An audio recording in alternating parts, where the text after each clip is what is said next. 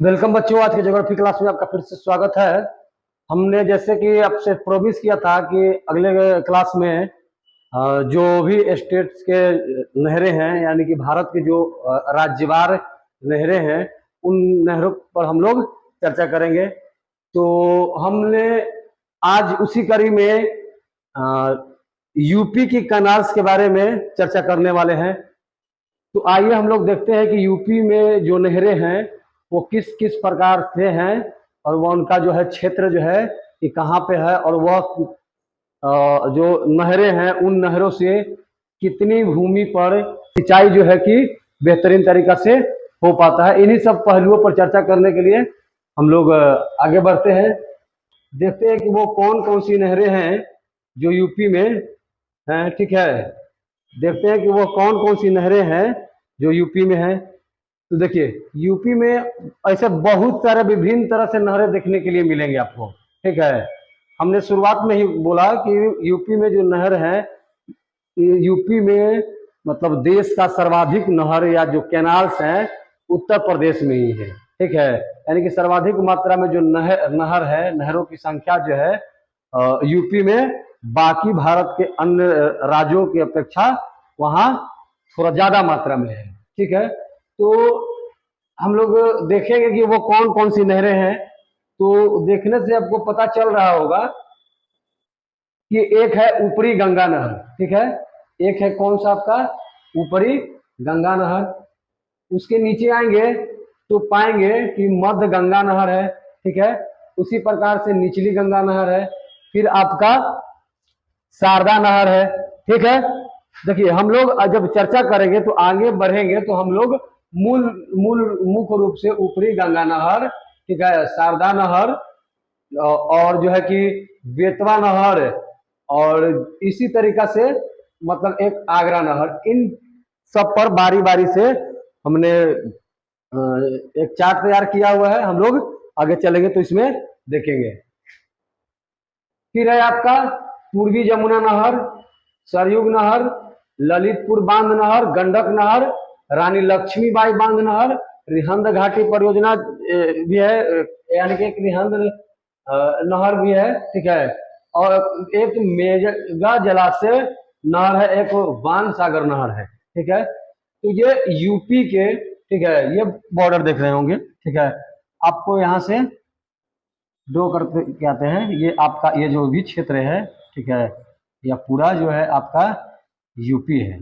ठीक है, अब इस यूपी में जब देखेंगे आगे तो पाएंगे कि यह पूरे उत्तर प्रदेश में, ठीक ना, पूरे उत्तर प्रदेश के विभिन्न भागों में आपको यह नहर जो है, कैनाल्स जो है देखने के लिए मिलेगा। हमने पिछले बार चर्चा किया था कि जो जो भी है मतलब गन्ना वगैरह की जो पैदावार है या अन्य प्रोडक्ट है, ठीक है, उसके अलावा भी तो उस उसमें मुख्य भूमिका कौन निभा रहा है। तो जो भी नहरों निकाले गए हैं यूपी में, जितने नहर हैं उन नहरों का काम जो है सिंचाई है, सिंचाई करना है। और सिंचाई के साधन को वह मजबूत तरीके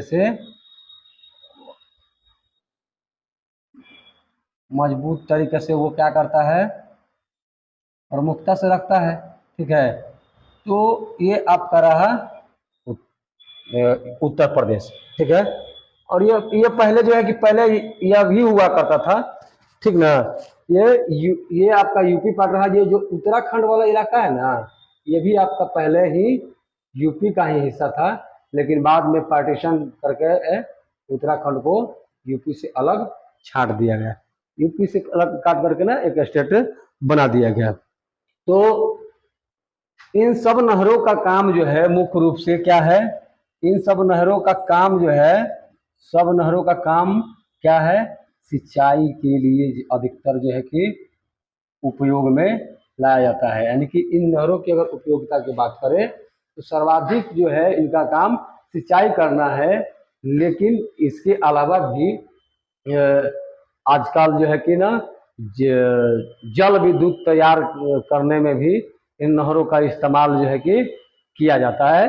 तो जल विद्युत तैयार करने वाले जो नहरें होंगे, ठीक ना, उनके जो भी जल राशि है उनसे जो है कि जल विद्युत तैयार किया जाता है, ठीक ना। तो उस आगे चल के देखेंगे हम लोग जो है कि इस पर काम किए हुए हैं, ठीक है। ये आपका देखिए,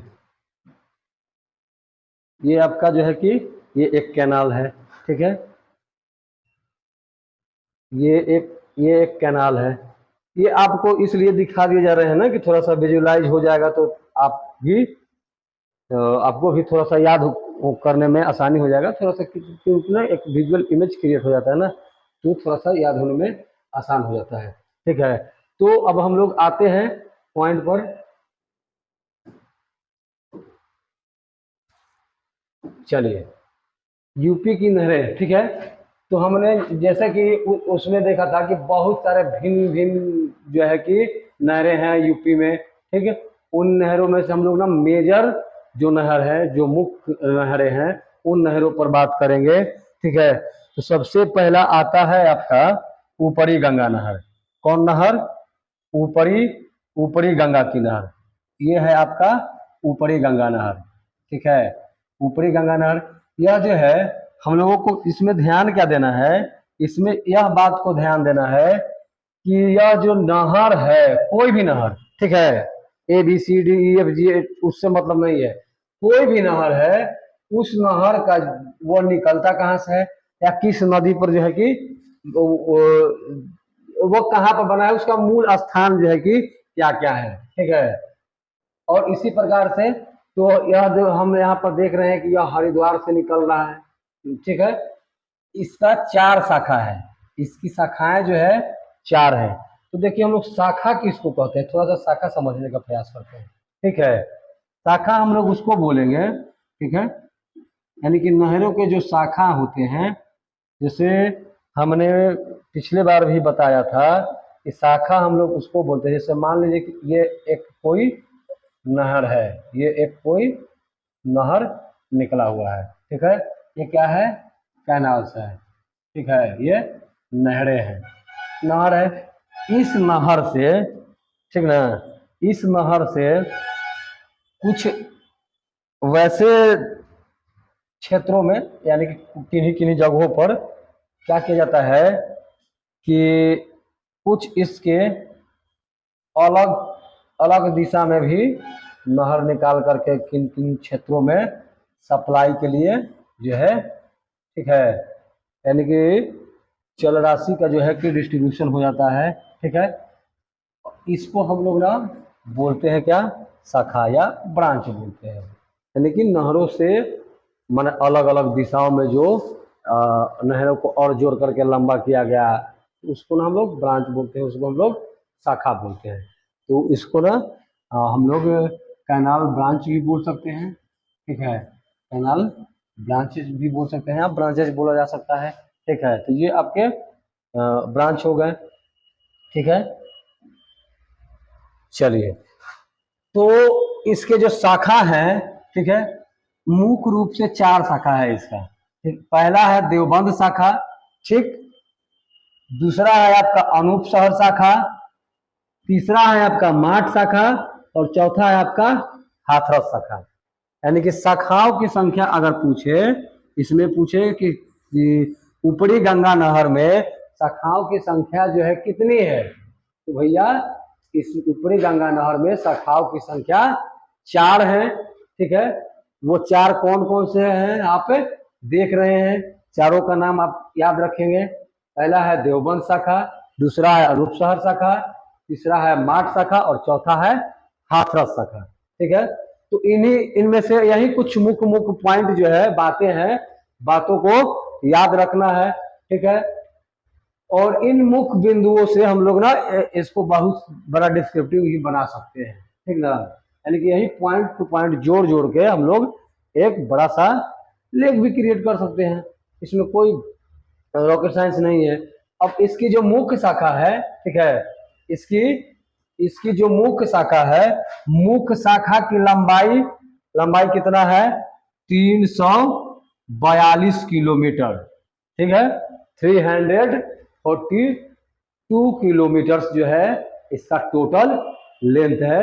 जो भी ब्रांचेस हैं उनका जो लेंथ है 342 किलोमीटर है। और अगर ब्रांच एंड सब ब्रांच की लंबाई की अगर बात की जाए, अगर दोनों को हम लोग जोड़ देते हैं, ठीक है, यानी कि शाखा उप शाखाओं सहित उसकी लंबाई कितनी हो जाएगी, तो भैया 5640 किलोमीटर इसकी लंबाई हो जाएगी। कितना लंबाई होगा, 5640 किलोमीटर, यह शाखा और उप शाखा दोनों मिला करके, ठीक है, शाखा और उप शाखा दोनों मिला करके। तो यह अगर इसकी सिंचाई क्षेत्र की बात करें कि कितना क्षेत्र को यह सिंचित करता है, अर्थात कितना भूमि है जो इससे, यानी कि ऊपरी गंगा नहर है, ऊपरी गंगा नहर से यूपी का कितना जो है भूमि सिंचित हो पाता है, कितना भूमि पर उसकी जल को पहुंचाया जाता है, ठीक है। तो उस हिसाब से अगर बात हम लोग करें सिंचित क्षेत्र, तो सिंचित क्षेत्र का वो माने कौन कौन से इलाके होंगे, ठीक है। तो क्षेत्र में आप देख पा रहे होंगे यहाँ कि जो गंगा जमुना है, ठीक है, जो गंगा जमुना का दोआब है वह उसका सिंचित क्षेत्र माना जाता है। यानी कि जो आपका गंगा है, ठीक है, गंगा जमुना का दोआब, जमुना दोआब क्षेत्र, गंगा जमुना दोआब क्षेत्र को यह ऊपरी गंगा नहर सिंचित कर पाता है, ठीक है। तो इससे सवाल जो है कि बहुत सारे जनरेट हो सकते हैं। अब सवालों का फॉर्मेट थोड़ा सा समझाने का हम प्रयास करते हैं कि कैसे सवाल आ सकते हैं, ठीक है।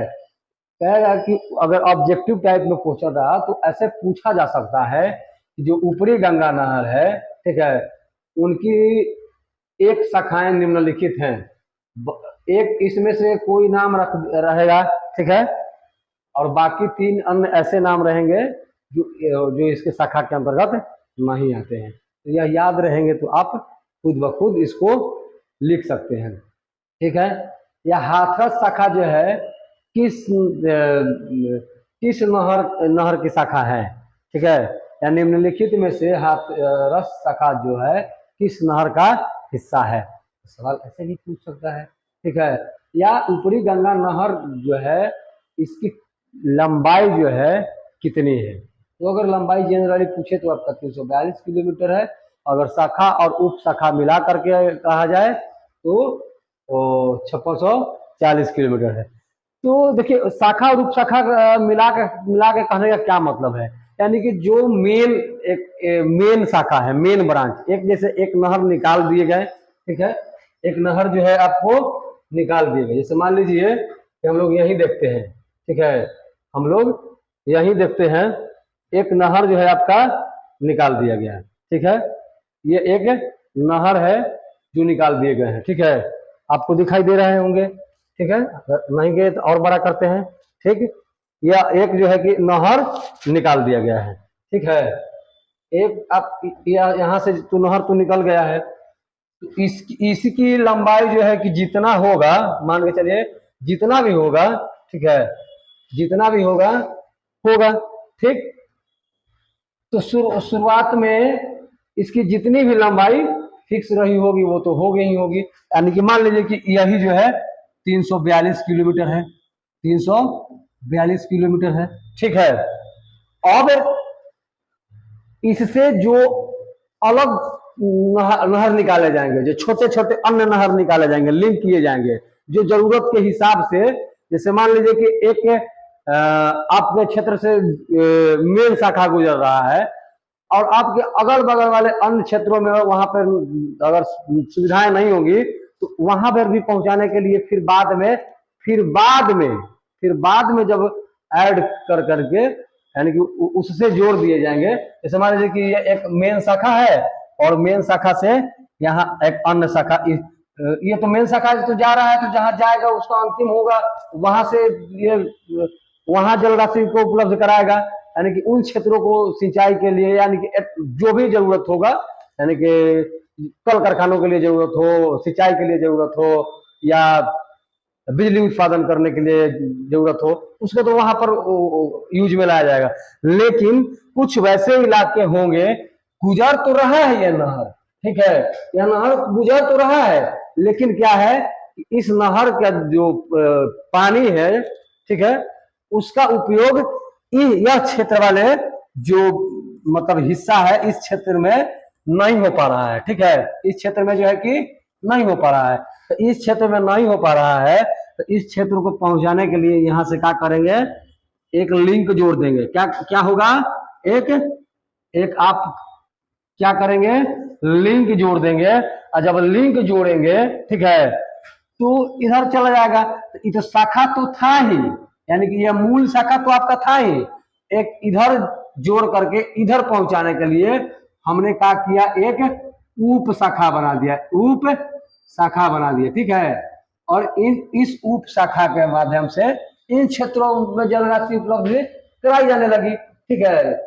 तो इस प्रकार से शाखा और उप शाखा को अगर मिला करके बात करते हैं, ठीक है, शाखा और उप शाखा को अगर हम लोग मिला करके बात करते हैं तो पाते हैं, ठीक है, कि पाते हैं कि इसका जो ऊपरी गंगा है, उस ऊपरी गंगा की लंबाई आपका 342 किलोमीटर से बढ़ करके कितना हो जाता है, 5640 किलोमीटर। मुझे आशा है कि आपको समझ में आ रहा होगा, ठीक है। और यह जो है कि आपने समझ लिया कि इसका सिंचित क्षेत्र जो है कौन कौन से हैं। वैसे ही अब हम लोग इसमें आगे बढ़ते हैं, ठीक है, आगे बढ़ते हैं। तो अब जो है कि भैया हम लोग आ गए निचली गंगा नहर के बारे में बात कर रहे हैं, ठीक है, निचली गंगा नहर के बारे में। तो निचली गंगा नहर के बारे में कहा जा सकता है कि यह जो है, यह गंगा नदी को बुलंदशहर के नरौरा नामक जगह पर, ठीक है, स्थान से निकाली गई है, नरौरा, ठीक है। नरौरा के बारे में एक चीज बता देते हैं कि नरौरा जो है, नरौरा आपका परमाणु या विद्युत गृह भी है, ठीक है, विद्युत गृह भी है। विद्युत गृह का निर्माण भी यहाँ पर नरौरा में हुआ है, ठीक है, वो फेमस है, उत्तर प्रदेश का वो नरौरा जगह, ठीक है। तो यह गंगा नदी पर है, तो इसमें मूल रूप से ध्यान देना है कि कौन नदी पर है, तो भैया निचली गंगा, ठीक है, निचली गंगा नहर यह गंगा नदी पर है, उस बात को याद कीजिए, ठीक है। यह जो है कि ऊपरी गंगा नहर हरिद्वार से निकल रहा है, ठीक ना, तो यह दोनों बातों को ध्यान में रखते हुए चलना है, ठीक है, यह दोनों बातों को क्या करना है, ध्यान में रखते हुए चलना है। उसकी 4 शाखाएं थी और इसकी 2 शाखाएं हैं, ठीक है, उसकी 4 शाखा थी, उसकी शाखाएं 4 थी, लेकिन यहाँ पर शाखा 2 है। शाखाओं की संख्या यानी कि जो उसके ब्रांचेस है, उन ब्रांचों की संख्या जो है 2 है, ठीक है। तो एक है उसका नाम कर्णपुरा शाखा और दूसरा नाम है आपका इटावा शाखा, ठीक है, इटावा शाखा। यह सिंचित भूमि का जो है 5 लाख हेक्टेयर है, यानी कि कुल जो है सिंचित भूमि का कितना है, 5 लाख हेक्टेयर जो है यह है।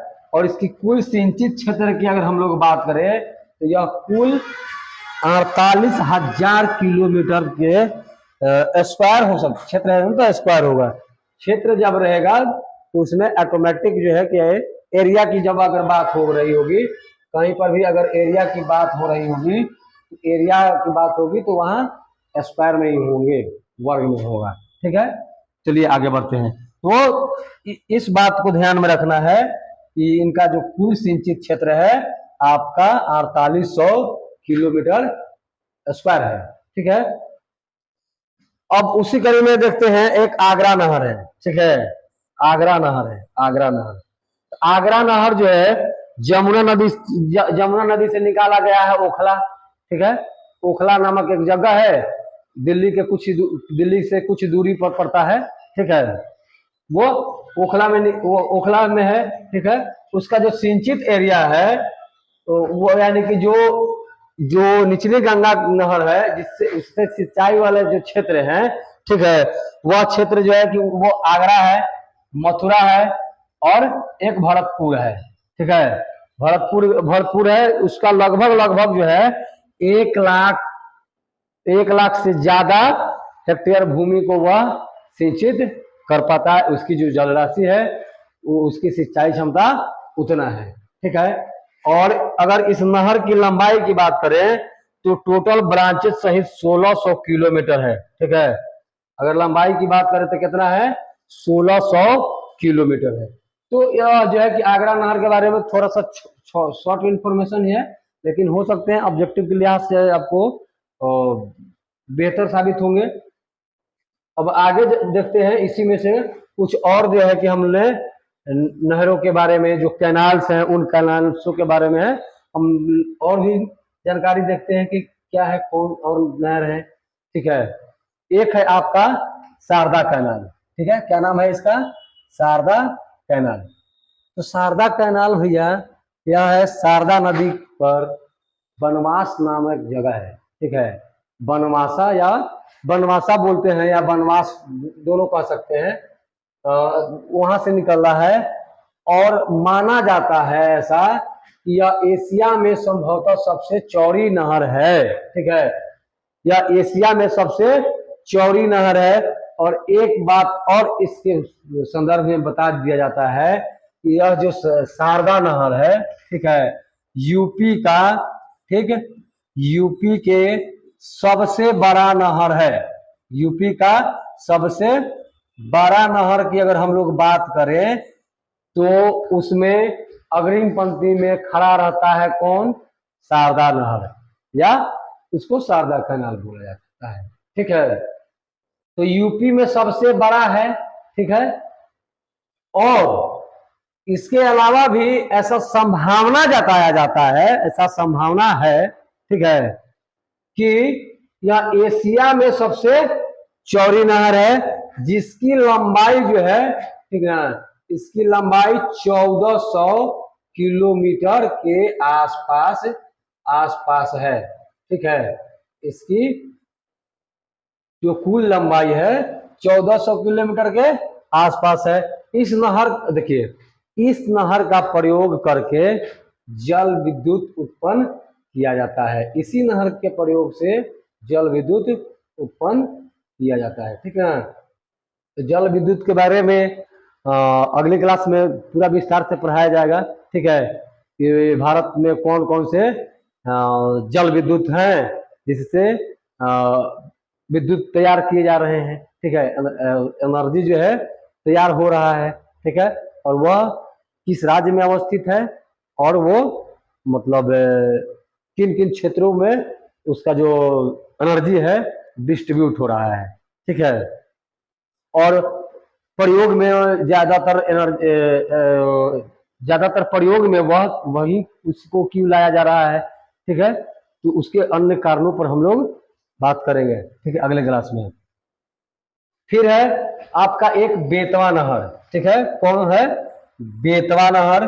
बेतवा नहर बेतवे नदी से निकाला गया है, ठीक है। बेतवा नहर जो है कि बेतवे नदी से निकाला गया है। और यह मतलब झांसी के मतलब करीब करीब, यानी कि झांसी के जो आसपास वाले इलाके हैं वहां एक परीक्षा नाम की जगह है, ठीक है। उस परीक्षा नाम जगह से इसको निकाला गया है, यानी कि वहीं से यह निकला हुआ है, ठीक। और यह परीक्षा के पास बना बांध जो है अंग्रेजी के एस लेटर के आकार में है, अंग्रेजी का एस लेटर के आकार में है, ठीक है। अंग्रेजी के कैसा, एस लेटर के आकार में है, ठीक है। एस जो होता है ना, एक बड़ा सा एस, कैपिटल लेटर जो है एस, उसके जैसा यह, माने इसका आकार जो है कि ऐसा है, ऐसा नहीं है, यह जो है कि जनरली ऐसा है, ठीक है। अर्थात इस प्रकार से बेतवा नहर की मतलब ये आकृति की बात हो गई। इसका स्ट्रक्चर जो है, आकृति जो है इस प्रकार का है, इस प्रकार की आकृति यह बेतवा नहर का है, ठीक है। तो इससे आपको जो भी ऑब्जेक्टिव सब्जेक्टिव सवाल क्रिएट होंगे, आप पढ़ेंगे तो सवाल क्रिएट हो, आप खुद से भी कर सकते हैं, या जो बोर्ड आपसे सवाल पूछेगा, जैसे आपसे पूछे सवाल वैसे आप सक्षम हो जाएंगे। ठीक है, तो वैसे आप आपसे अगर सवाल कैसे भी पूछे, अगर आप सक्षम होंगे, बेहतर होंगे, तो बेहतर जवाब दे पाएंगे। चाहे वो ऑब्जेक्टिव के फॉर्मेट में पूछे, आपको सब्जेक्टिव पूछे, ठीक है, शॉर्ट टाइप पूछे या लॉन्ग टाइप पूछे, आप वहां पर देख सकते हैं। लॉन्ग टाइप में क्या आ सकता है कि यूपी की जो नहरें हैं, ठीक है, उनके बारे में व्याख्या करिए और दीजिए टोटल। तो हम चाहेंगे कि आप जो है संगे संग स्क्रीनशॉट भी लेते चलिए, ज्यादा अच्छा रहेगा। ठीक है, ज्यादा अच्छा रहने वाला है। ठीक है, आप ले लीजिए। पहले मैं एक थोड़ा सा डिस्कस करना चाहूंगा। ठीक है, देखिए, अगर इसको लॉन्ग बनाना है तो कैसे बनाया जा सकता है? जैसे ऊपरी गंगा नहर, ऊपरी गंगा नहर को हम लोग मिक्सअप करके लिख सकते हैं, एक कहानी के फॉर्मेट में भी इसको बोला भी जा सकता है। जैसे मान लीजिए कि ऊपरी गंगा के नहर के बारे में आपको लिखने के लिए आ गया। ठीक है, तो ऊपरी गंगा नहर पर संक्षिप्त टिप्पणी लिखिए जो उत्तर प्रदेश में है। ठीक है, तो हम लिखेंगे कि यह जो है कि हरिद्वार से निकलती है, यानी कि ऊपरी गंगा नहर जो है उत्तर प्रदेश में, ठीक है, प्रदेश में है, जो हरिद्वार से निकलती है। इसकी 4 शाखाएं हैं। ठीक है, और उन चारों शाखाओं की अगर टोटल लंबाई की हम लोग अगर बात करें तो कुल लंबाई 342 किलोमीटर, शाखा सहित अगर लंबाई की बात करें तो 5640 किलोमीटर स्क्वायर है। और यह इससे जो सिंचाई के जो क्षेत्र हैं वह गंगा जमुना का द्वार क्षेत्र इससे सिंचित हो पाता है, जिससे वहाँ फसलों का पैदावार जो है कि बहुत बढ़िया हो पाता है। ठीक है, और बढ़िया होने के कारण जो है कि वो अर्थव्यवस्था में एक सुदृढ़ता लाता है, तो उसको आप उसमें इंक्लूड करते जा सकते हैं।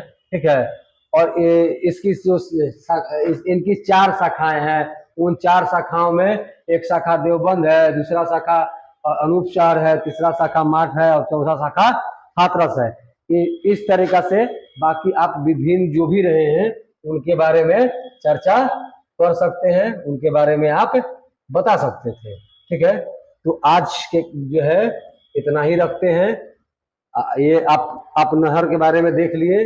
ठीक है, और ये जो है नहरों के बारे में आपने बेहतर तरीका से देख लिया और उसके बारे में जान लिया। ठीक है, तो आज हम लोग क्लास की समाप्ति जो है लगभग हम लोग समाप्ति की ओर चल रहे हैं, और अगले क्लास में हम लोग बाकी अन्य जो भी आपके एग्जाम के दृष्टि से बेहतर होने वाले होंगे उनको लेकर के आया जाएगा। और आज का जो टॉपिक रहा है आपका मेजर कैनाल्स, वो भी यूपी के उसी प्रकार से कुछ अन्य राज्यों को लेकर के आएंगे जो पिछले बार जो एग्जाम्स में इससे सवाल बने हुए थे। ठीक है, और हमें जो लगेगा कि आने वाले जो एग्जाम्स हैं उस एग्जाम्स में इससे टैली करेगा, वो हम लेकर आने वाले हैं। बने रहिए हमारे साथ और दोस्तों को बताते रहिए, आगे कैरी फॉरवर्ड करते रहिए। मिलते हैं अगले क्लास में, तब तक के लिए धन्यवाद।